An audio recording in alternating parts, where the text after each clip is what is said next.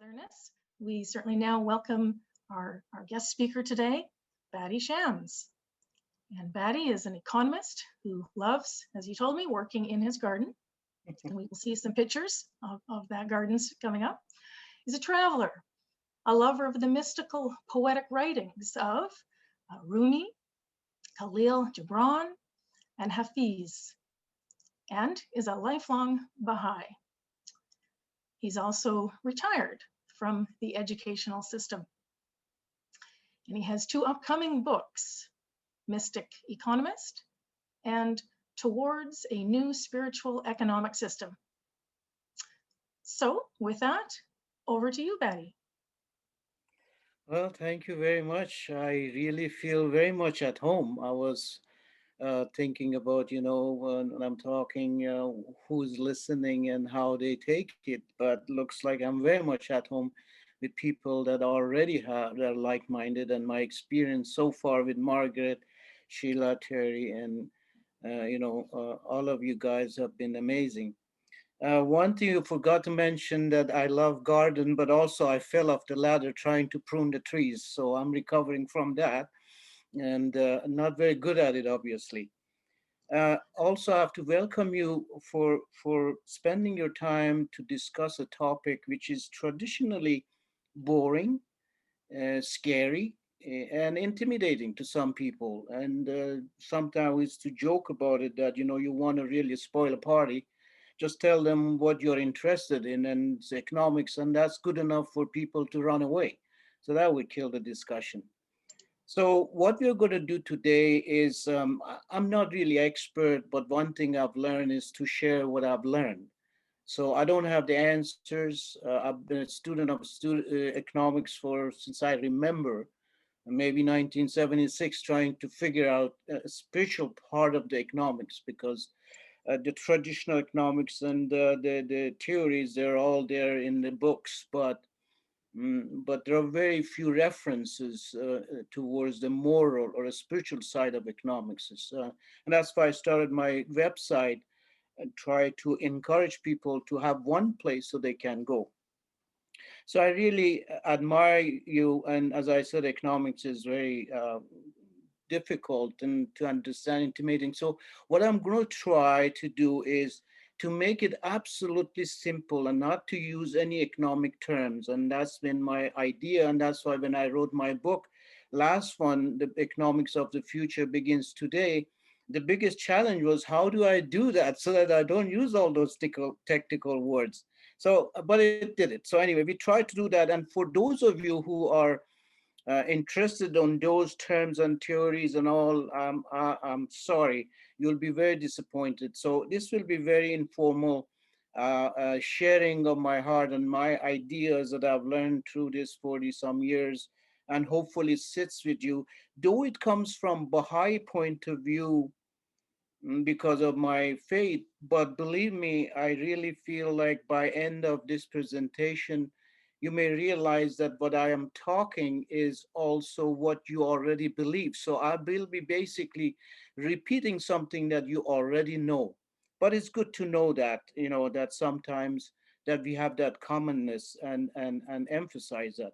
I try also to make it a little bit lively, but sharing the PowerPoints have the flowers from my garden. So hopefully that may make it a little more interesting and lively than being boring. And also I have to mention on the point of commonness is Margaret O'Donnell. We were supposed to do a presentation together, and that was wonderful for me because I really believe that we have to do as much as we can with other people, like-minded people. But unfortunately, because we don't have that much time, it didn't work out. But I have a write-up so that I can tell you about it. And her sharing, I'm sure she may get a chance to share it with you. It was about there was a conference in November, the economy of Francisco, that was called by Pope Francis. And the young people entrepreneur that I understand, I got the full report and it will be there for you to, if you want, they'll send it to you. But the statement that came out of that was, and that I loved it, and on the spirit of sharing, because we have this in common, I'm sharing it. We are convinced that a better world cannot be built without a better economy, and that the economy is so important for the lives of people and the poor that we all need to be concerned with. And in one sense, this tells it all. Economics supposed to serve humanity, and unfortunately, sometimes we feel that humanity is serving economics, and actually, sometimes I believe that humanity is being sacrificed to make the economic system work, which is totally wrong, of course. Before we start, I also want to just share some of the things that maybe will clear some of the things in my mind. Is that first of all, I'm not expert, so I'm just sharing as I said. Then also, I shared in the spirit of sharing. So if you don't like it, you don't want it, that's great, as long as you don't resent me, because the world is full of people who draw the line and stand on the line and start resenting people. If we learn how to disagree with each other and disagree with our ideas, but still be human and don't resent or hate each other, I think then we have a hope for a better future, because otherwise we will be basically destroying ourselves. So also, if you must have noticed that my English is not my mother tongue. Actually, it must be the fifth language that I tried to learn. And by the time I was learning, I was 21 years old, and I was in college, and I was studying Shakespeare and Wordsworth, and it wasn't fun. So never got a chance to really work on the grammar or the spelling. So forgive me. And also, because my mother tongue is Persian, I have another problem. In Persian, we don't have he or she. We don't have the gender situation. So if sometimes I use it in a different way, please don't take it wrong. It just, we don't have it in our language.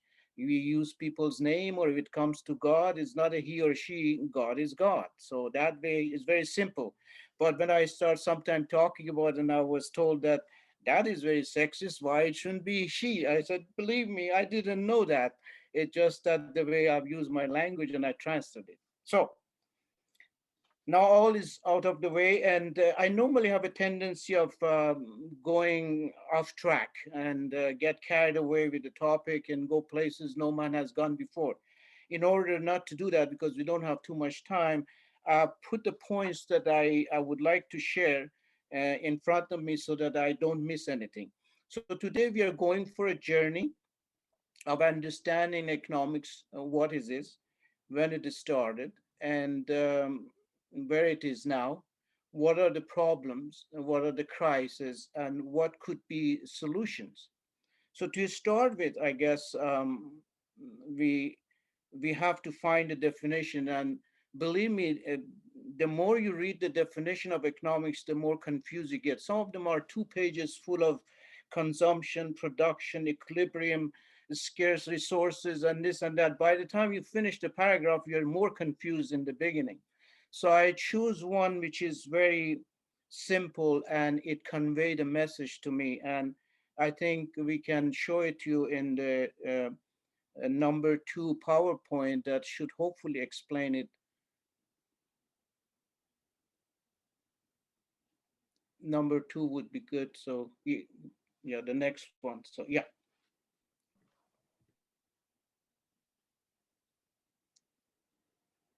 did you see it, Beth? Do you want to read it, or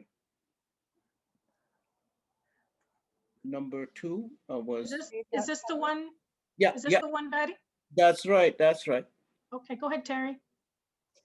The English word economics is derived from the ancient Greek word oikonomia, meaning the management of a family or household.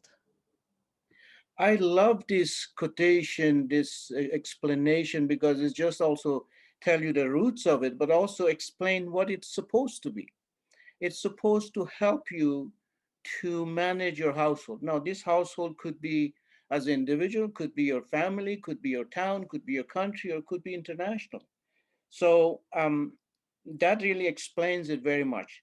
Now, when we want to, I want to go back and find the history of economics, and I went so far back, I ended up in heaven, and I realized that if you know the story of Adam and Eve and the serpent, we can remove the, I guess, the quotation now, so that's would be good enough.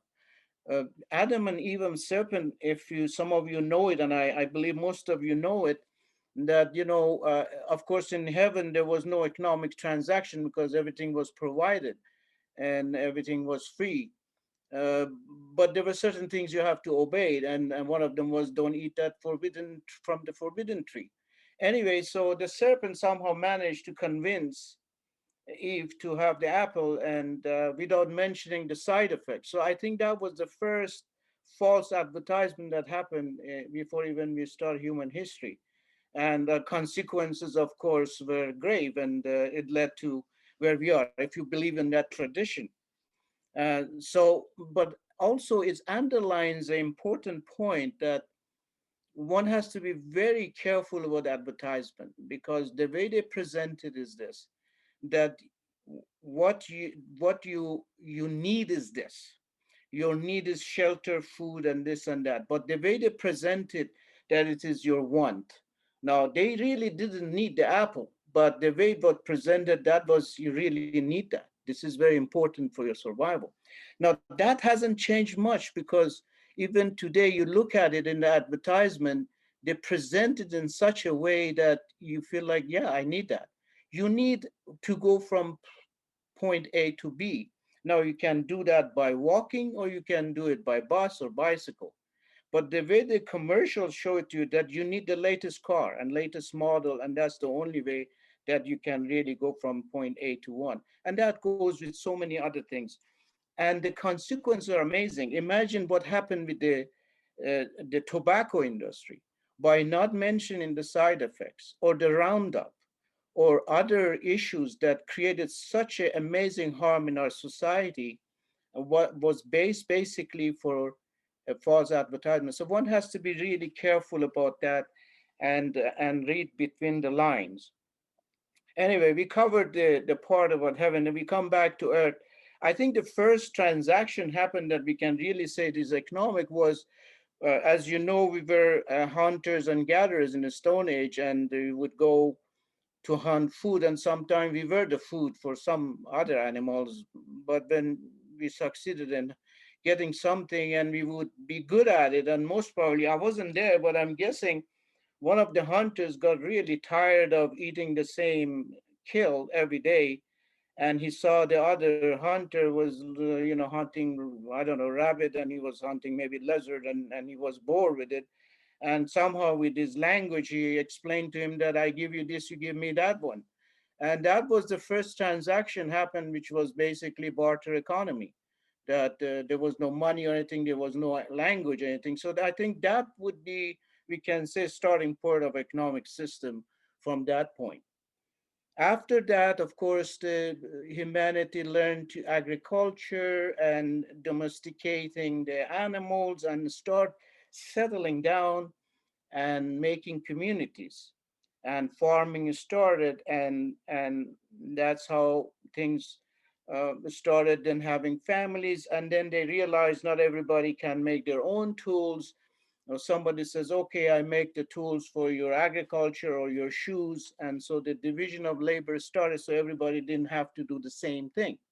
Very simple that way, but that's how the division of labor, basically, I'm guessing, that it started. And and this went on for a long time. And basically there was a landlord or a king who had the land, and you were the farmer, you farmed it and you paid the landlord and the king. And there was no industry. The only thing I think was industry was the war industry, because at that time, and the countries, they had this habit of attacking each other, and they needed soldiers, and they would basically get people to go, and they had to finance it, and they would get taxes from people and to finance the war industry. So this went on, and nothing really changed till basically the time And of course, I forgot to mention that, after barter economy, they started using so many things too for exchange, which was from bones to feathers or whatever. And then later on, of course, the coins came to picture.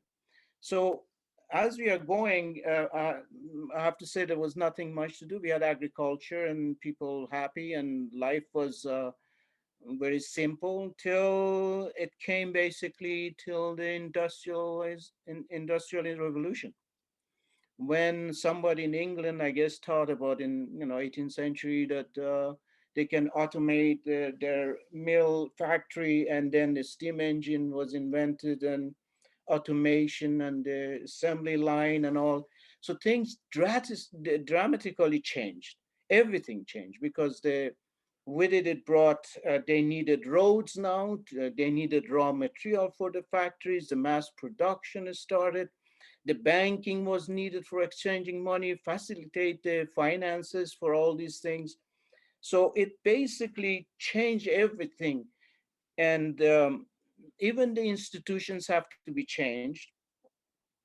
And then people start thinking, how do we manage this? And everybody is doing something. And they were down the centuries. There were some people, I've heard there was even people from Arabia, that they were talking about the first ideas about economic system.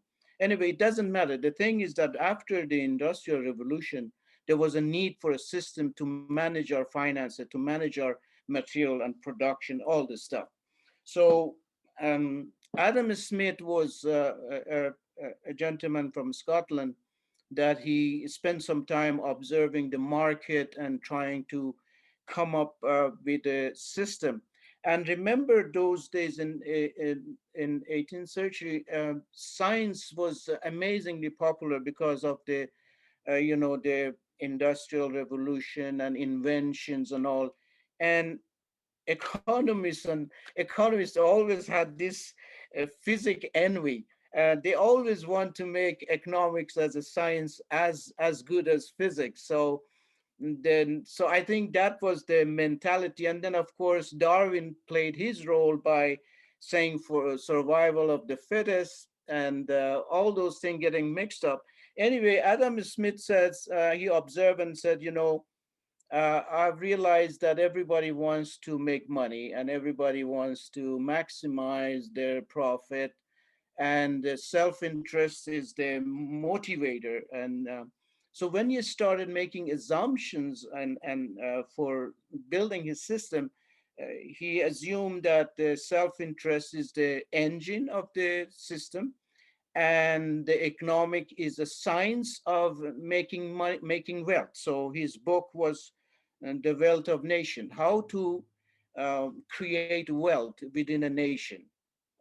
Of course, I have to mention this, that 7 years before he mentioned this Wealth of Nation, which is like a Bible to the economists, and everybody believed in it, and they build on that. Many economists in the future, even today, influenced by it. But he himself was not what he was saying in that book. He was just trying to make it a science, because 7 years before that, he mentioned the moral sentiment, the book that nobody reads, nobody wants to read it. And he clearly mentioned there is an inherent danger in possession of wealth and other stuff, because it can lead to moral decay. Now, Adam Smith, who's the father, so-called father of economic system, he did warn, he did write 7 years before Wealth of Nation. But of course, as usual, humanity likes to pick and choose whatever we like to and fits us, and it is convenient. So, and that was good, making science of wealth and making wealth, everybody likes it. So as I said, the system changed. Now the governments who were taking taxes and all, and they were happy with that, they said, now we need to go. And they used to go and for treasure hunt, the Spanish, the English, with all these ships they had, and they would go and bring gold and diamonds and rubies and everything and financing. But after industrialization, this changed. The rubies and gold was not as important as the raw material. So the whole thing changed. To give you example that to give you a big picture, I want to share something that Alvin Toffler a great mind of our time. He died recently, a few years ago. I really admire him, and I really studied his book. He simplified, for me at least, what is happening with economics and the whole question. He said there has been three waves like waves of the ocean. First one was agricultural, that it brought with it is its institutions, is a system, is all the stuff that it comes with that wave. You know, the wave comes and changes everything. And second one, he said, what industrial, which, as we know, with industrialization started, and it led to change of institution. Remember, during the agriculture time, they were all kings and all, but industrialization started, and then you see lots of monarchs disappeared and democracy came to picture. So many changes in institution, the schools and universities, you know, the buildings coming. So as you can see, like a wave, uh, and changing things. And the agricultural waves or institution could not satisfy the industrial revolution's need. They were not good enough for it. So they had to build political, economical, educational, all these institutions had to be changed and rebuilt. So what we have now, all those institutions we have, from politics to all, because we had the monarchs, we hardly have any, was due to that second wave that changed everything. And he says now we are on the third wave, which is called information wave. What does it mean? Means now industry is not the main thing, information is. And the way he put it, I really like it. He said, and it's happening now, he said, we are the last generation of the old order, which was the second wave, and we are the first generation of the beginning of a new wave. And that's where we are. We are in a transition from one system or systems that was a production of the industrial revolution to go to a new one. And that's why we have all these confusion in the world that's happening, because the old system, whether it's political or economical or educational, and you may see it in the news, that how people are disappointed with the education system, with the government system, with this and that, because those institutions, they cannot keep up with the need of humanity today. So that is where we are. We are in a basically, according to him. Now, also what he mentioned that I really liked, he said during the agriculture wave, we were environmentally, we were living off the interest. If the earth and environment was our capital, we were not digging into the capital. We were living off the interest. Our power was horsepower, it was renewable. The water, the ocean, the ship going, they were going with the wind power. So we were not really tapping to the capital, which is our Earth's resources. But when the industrialization started, we start digging into the capital, and we still are digging, and we still are digging without thinking about the consequences of this behavior that we are doing. And we think that this capital is like a blank check, is written and there is no limit to it, so we can spend as much as we want, we can do whatever we want, and this will be always there. Well, you know about that one. So that is another thing happened with industrialization. We started eating to our capital. Now the economic system continued to go, and industrialization started, and then we had the basically we had first depression, we recovered, there were some issues there, and we learned, and then we had the 2008, this system led to almost collapse. And I call it if humanity is like a human being, we had a heart attack, and for a while there was no heartbeat, to be honest, till in America they started borrowing money from themselves. It's like your right hand borrows from your left hand. Can I have $3 trillion so that I can pay them? The right hand says, yeah, you can have it. I'll go and print it.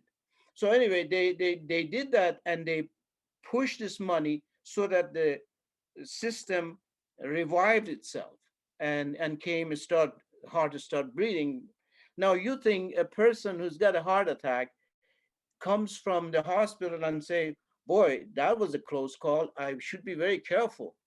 No, we went back business as usual, without learning any lesson from it, and we are continuing doing it. So I don't know where it goes, but I'm not very positive. So in my mind, there are some serious problem with this system, and I think almost it is easier now. 20, 30 years ago, when I would say something, people say, "Oh, you're crazy." But now if I say it's, I can sell it maybe easier now. And I can give you example why the system is not working. One of them is that everybody has heard that 1% of the population has almost 95% of the resources of the world. What kind of a system is this that has created such an amazing gap between people? There are about 4 billion people living below the poverty line. So, though this system, I'm not discarding it, I'm not saying it's the evil, but I'm saying that with its benefit also it created so many crises, and we are now facing those crises, and we cannot close our eyes. The other example I can give you to drive this matter home is the our next PowerPoint that hopefully exemplify how crazy it has become. A CEO from one of the world's top 5 global fashion brands has to work for just 4 days to earn what a garment worker in Bangladesh will earn in an entire lifetime.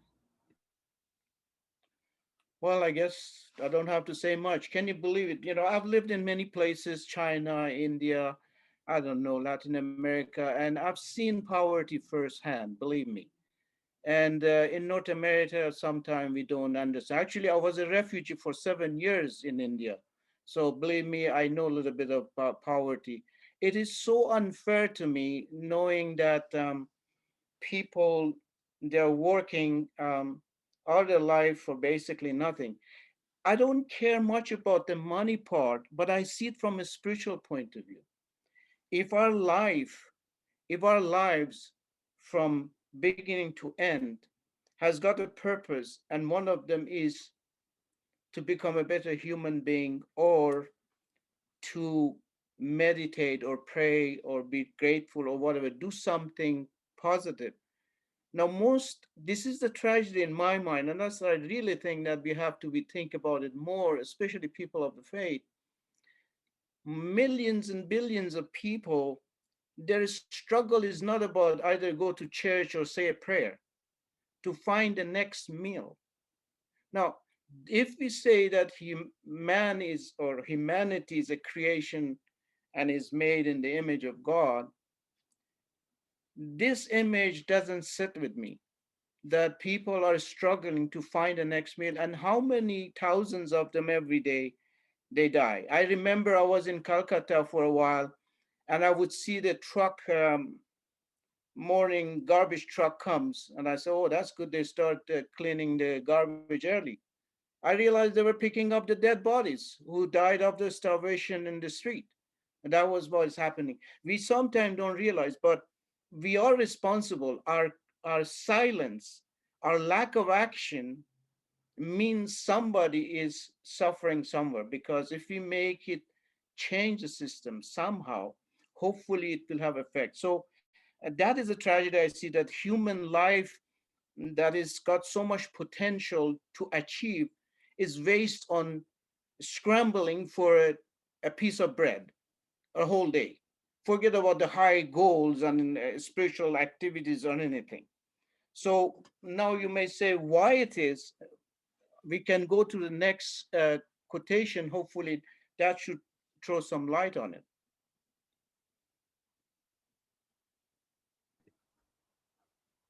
Although the body politic is one family, some members are clothed in mostly garments, and some members are in need of food and shelter.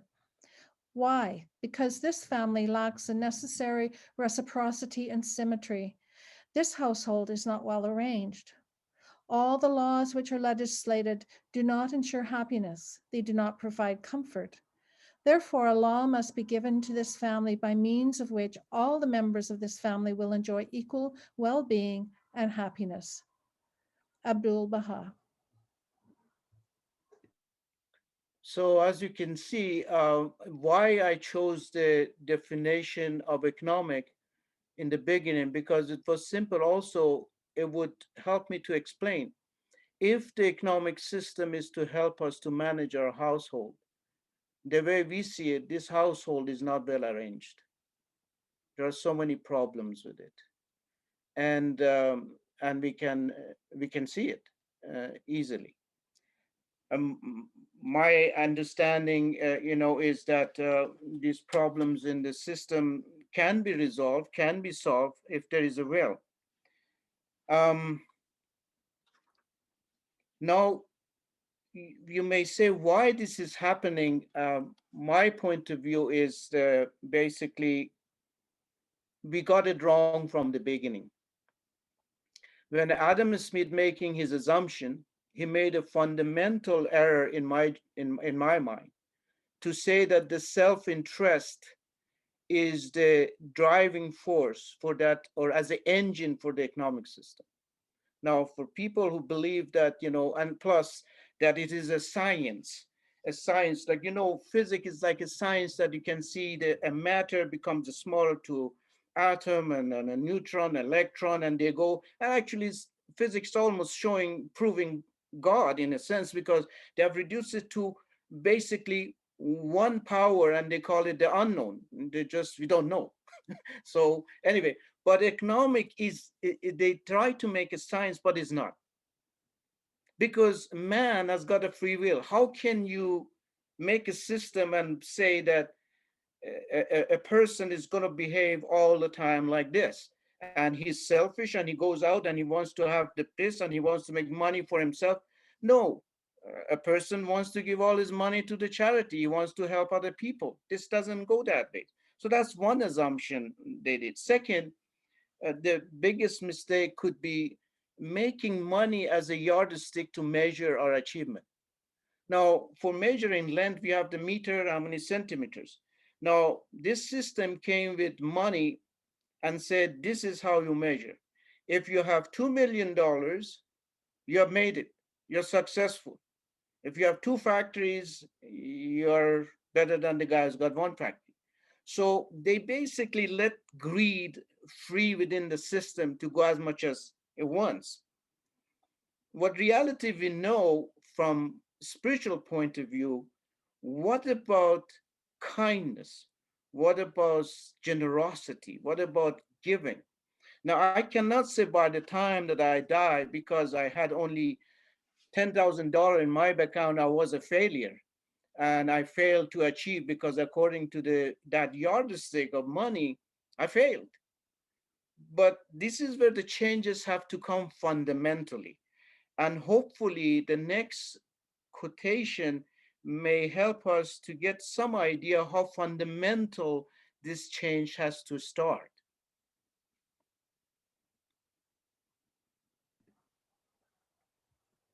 The secrets of the whole economic question are divine in nature and are concerned with the world of the heart and spirit. Abdul Baha. To me, this is where we went wrong. We, or Adam Smith, with good intention, because he wanted to help people managing the system. I'm not saying anything, but these sentiments were not included in the system.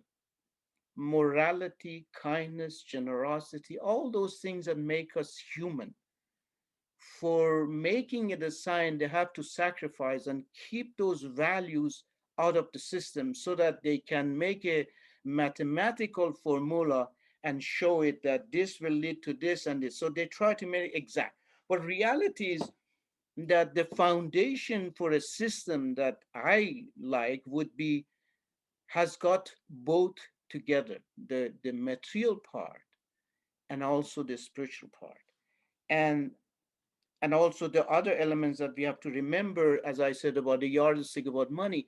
And there is a now question that people are questioning that and saying, why do we have GNP as great gross national product as a measure for development of a country? If you have so much GNP, gazillion million, and then you're progressing and you're developing. And King of Bhutan was the first person who says, what about gross national happiness? Why are we measuring our achievement with some materialistic yardstick? Why don't we start measuring it with gross national happiness and see the nations, if people are happy, and measure it that way? And then, of course, introduce some of the ideas such as your faith, your religion, your meditation. All those stuff became factors to determining if that country or society or economy is progressing. And I think this is the trend eventually, hopefully, we will go. And and the other thing that I have to mention is fundamental omission happened. We'll explain in our next quotation that uh, is important in my mind.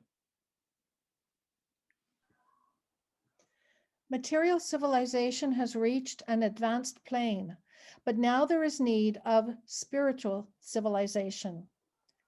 Material civilization alone will not satisfy. It cannot meet the conditions and requirements of the present age. Its benefits are limited to the world of matter. Abdul Baha. And now, this is another basically departing from the main economic thinking, is that uh, realizing that civilization of two kinds, and it's been explained that they're like two wings of a bird. Now we need both of them. And I remember when I was interviewed by CBC, they told me, you say you're a mystic and you're economist. How do you how do you explain that? Can you be both? I said, of course. My economic decisions are guided by my mystic ideas and my religion.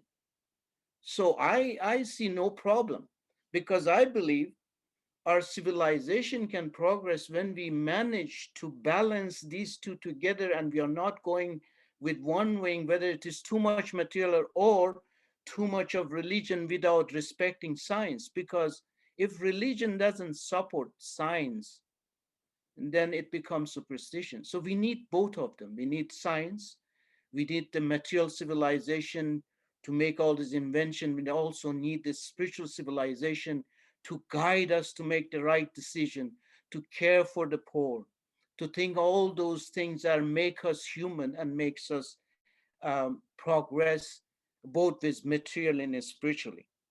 So as I said, and there are basically I said we need a humanomics.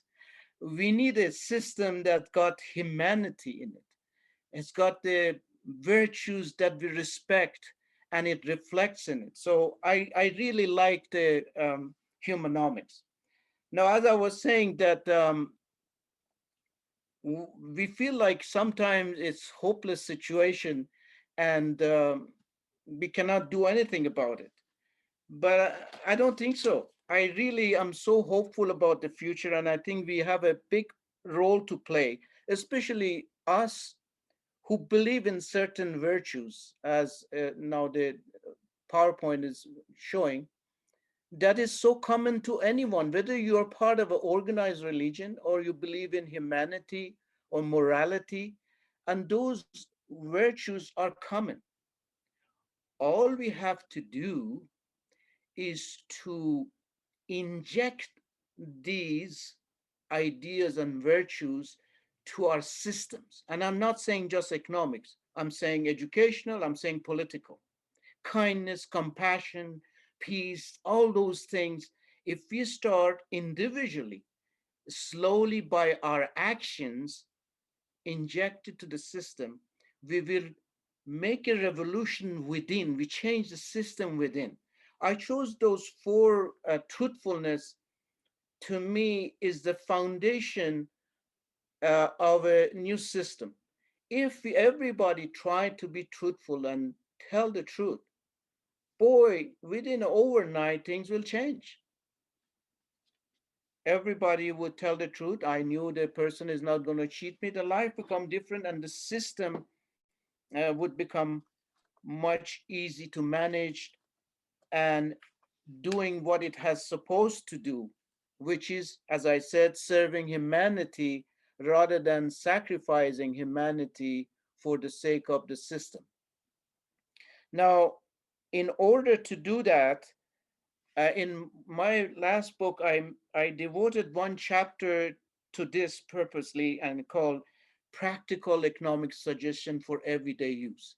Because we don't want to make a revolution, we don't want to make big claims. We just try practically every day when we go out and we are in the society, make certain decisions that hopefully will change the system. If not, at least it satisfies us that I tried to mm, to do my part. And these suggestions, the full list with Sheila, if you want it, she can send you. But I figure out if we have time, I'll say a few of them. I don't know if we have or not. I must have talked too much. Um, and the first one is fundamental to me. It's called, um, I guess, yeah, you can read it. No, you cannot read it. Don't worry about it. The first one is focused on the important questions of life, such as who am I? What is the purpose of my life? And I added the last question, how much is enough? I mean, any business that starts, they always think that if I make it big enough, enough, I'm happy, and my business is successful. But once they do good, they're not content anymore. They say, oh, I have one branch, so I'll have the second branch, and then we'll have it in the other country. And this goes on without determining as a person how much is enough for me, how much is enough for me to live a comfortable life, enough for me even put for my next generation and stuff. And not answering this question leads to a life of continuous struggle to have more.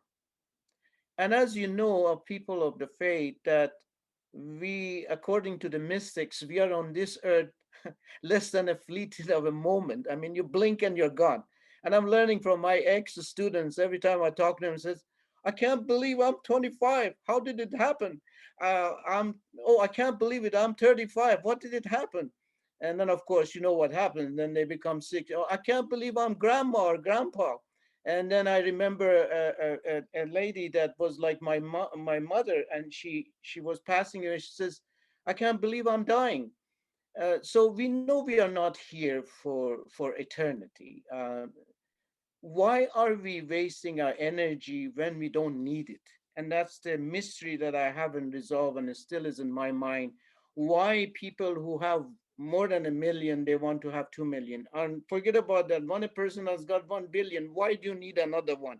I don't know. Unless we realize that money is not the goal of my creation. And this is very important for me. We have not been created to earn money and die. We have been created to become better human beings. We have been created, to me, to serve humanity, to do something positive. So when we go, as the mystic they say, and you meet the beloved, you're not ashamed, and you have something to offer when you go to say, Lord or beloved, I'm not empty handed. I tried my life to do something good, because we are not going to stay here and we know we cannot take the money with us. So these questions, some of them has to be answered, and these virtues can help us. And we don't have to be economist or PhD in economics to do them. Just be honest. Simple as that. So these suggestions are my humble suggestions that I offer it to you in case you want it. And that would be end of my talking, unless there's something that you want to ask. If I can answer, as I said, I don't know much, and you will hear me to say I really don't know, but that's the fact.